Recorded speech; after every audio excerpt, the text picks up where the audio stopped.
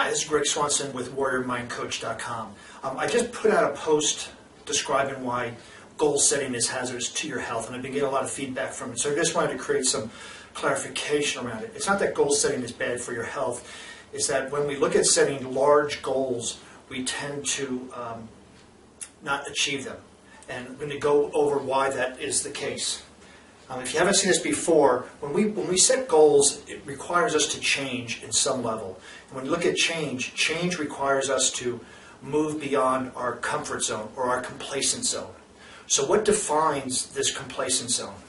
Well, on the bottom level, you have your mental support.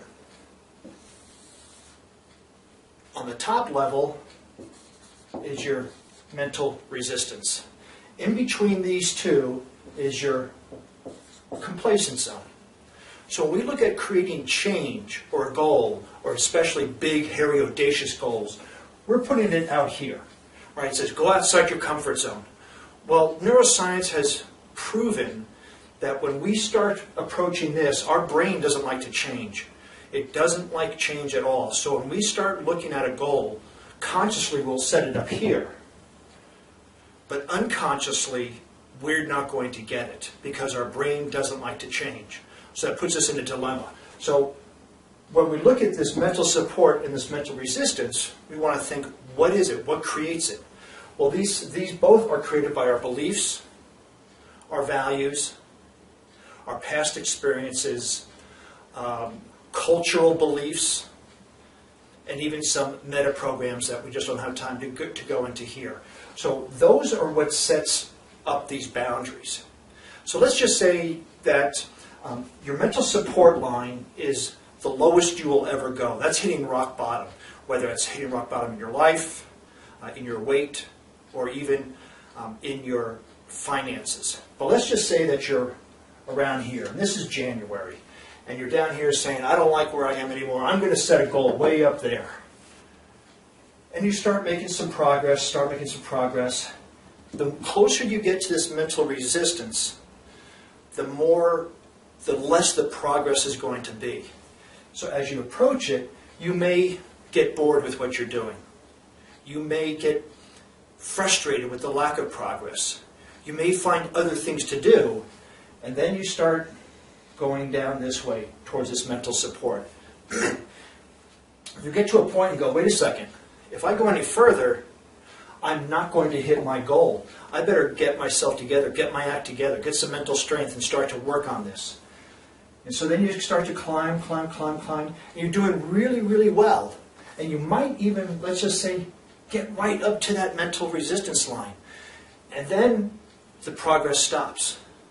And that again can be shown by frustration, by making excuses, by procrastination. Any of these things will show up as mental resistance.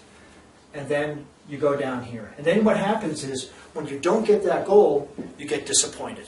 Then you start having negative self-talk, and you go, this goal isn't worth it, let me do something else. New Year's resolutions don't work, blah, blah, blah. You know the whole story, right? Because we've all done it.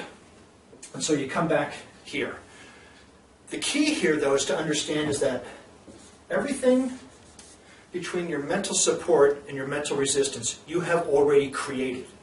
So these spots are not change. They're just creating what you've already done before in the past.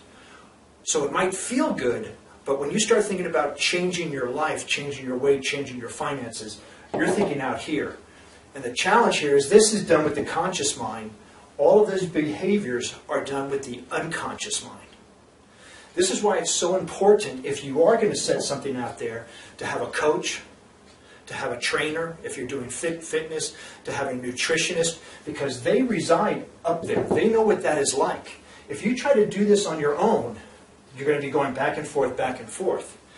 Then what happens is when you can't get that, you create a story. Well, I really didn't want it. And this is your story. Between your mental support and your mental resistance is your story. Well, I really didn't want to have it. The universe didn't want me to have it. It wasn't that important to me anyway. Oh, I have other things to do. Whatever that is, that's your story. And you're going to continue in this complacent zone if you continue taking the stories, making the same old stories.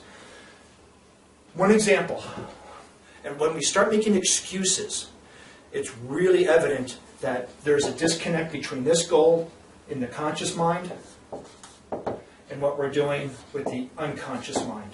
For example, if you had fitness as a goal and you wanted to get into a specific shape, maybe this is 190 pounds at 5% body fat, let's just say, for example. And you start going along, and you start going along, and you get up to here, and you just can't get to it.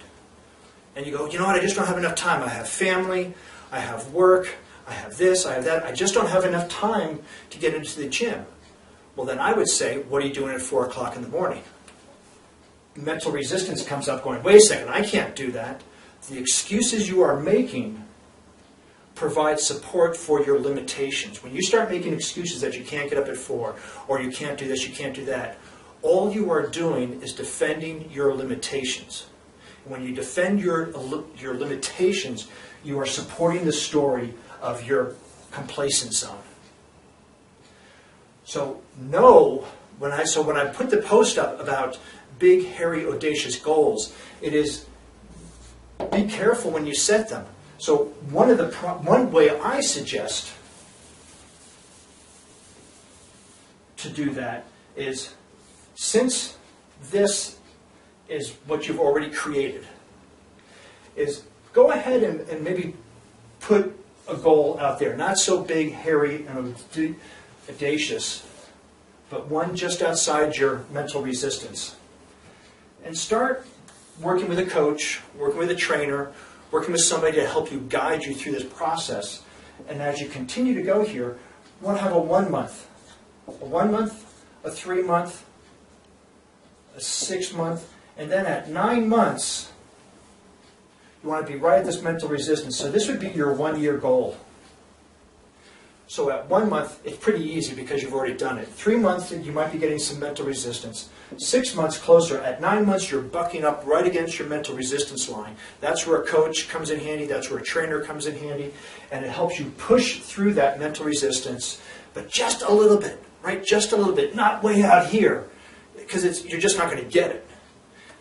Because what happens here, when you move above this mental resistance, you have to have new behaviors. Getting up at 4 o'clock in the morning, eating healthy, doing whatever. All of this is new behaviors.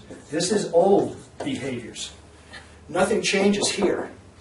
But those old behaviors will get you closer to that mental resistance. When you break through it, you have to have new behaviors, and that's where the coach and the trainer can help you with those new behaviors. So you get this 1 year goal, and then you hang on to it. So now, this mental resistance becomes mental support. And then you have a new line of mental resistance. See how that works? So now, what used to be down here is gone. It's evaporated because you no longer are playing in that. And now you have a new mental support, and you do the whole process over and over again. So that's kind of where I was talking about when I mentioned goal setting can be hazardous to your health, because we set these goals that are way out of our reach, and we don't know. We have to look at the time constraints it's going to take to reach that. Are we doing anything else with our life? The behaviors that we need to achieve that goal. We don't even look at what behaviors we need to do. If it's saving money, do you know how to save money? Do you know how to invest? Do you know how to do those things? If it's weight loss or fitness, do you know what to do? Because if you knew what to do, you'd already be there.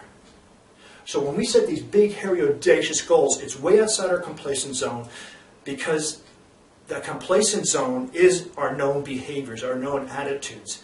And we don't know how to move out of it. So we set ourselves up for failure, and then we get disappointed, and we stay in that rut and go back and forth, back and forth. So I hope that cleared that up a little bit. If you want to give me some feedback, that'd be great. Go to warriormindcoach.com/blog/contact me. There's a way to send me a voicemail and a way to send me some feedback on this. Okay? Great. Well, have a great day, and I hope that helped out.